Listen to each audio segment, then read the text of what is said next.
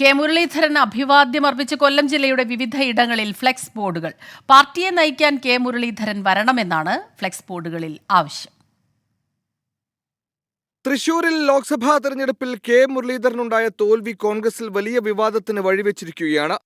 ഇനി തെരഞ്ഞെടുപ്പിൽ മത്സരിക്കാനില്ലെന്ന് കെ മുരളീധരൻ നിലപാട് വ്യക്തമാക്കിയിരുന്നു. ഇതിന് പിന്നാലെയാണ് കൊല്ലം ജില്ലയിൽ കെ മുരളീധരനെ പിന്തുണച്ച് ഫ്ലെക്സ് ബോർഡുകൾ പ്രത്യക്ഷപ്പെട്ടത്.